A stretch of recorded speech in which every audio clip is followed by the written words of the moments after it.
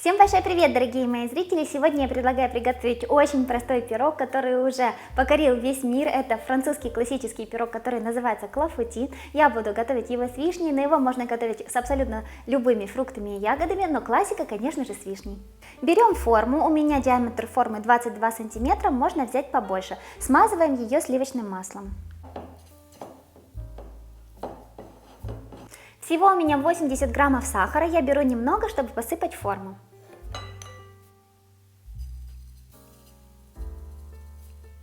Французы в классическом рецепте клафути не очищают вишню от косточки, я тоже так сделаю, потому что если ее очищать, она даст слишком много сока. Если вы хотите, то, конечно, можно очистить, но я делаю так, как делают французы по классике, не очищая вишню от косточки. 450 граммов вишни помыть и просушить бумажными полотенцами.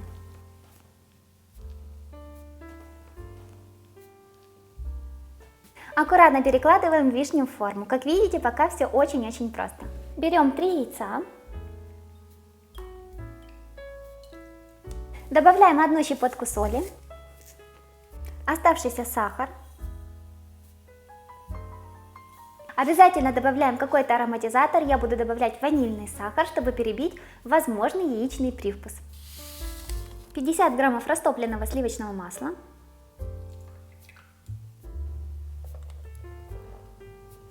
Перемешать до однородности.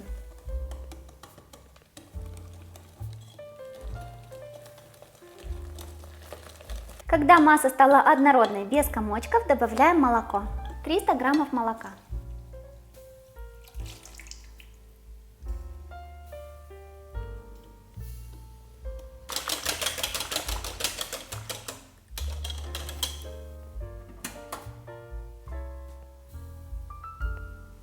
Заранее можно поставить духовку прогреваться до температуры 180 градусов, ведь вы видите, что рецепт очень-очень простой, здесь в принципе ничего не нужно делать, все делается очень быстро и просто.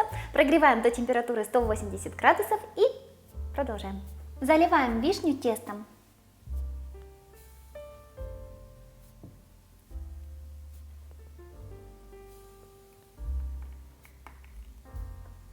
Опускаем вишню в тесто. Форму с клафути ставим в духовку и выпекаем приблизительно 40-45 минут до полной готовности. Ориентируемся по своей духовке.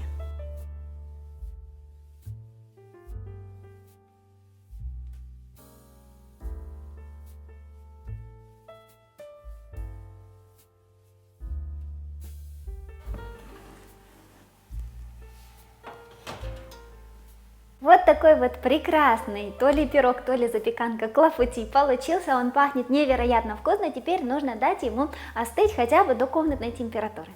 Сейчас покажу вам свою ошибку, я совсем забыла, когда достала из духовки, нужно вот так вот пройтись ножичком по краю формы, тогда он не треснет клафути, а у меня треснул, потому что я забыла пройтись.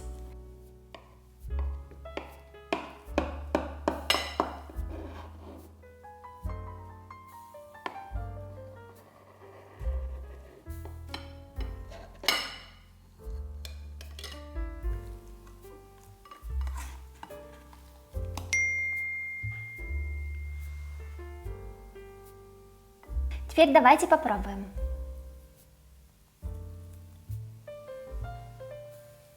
Не забываем, что вишня с косточкой.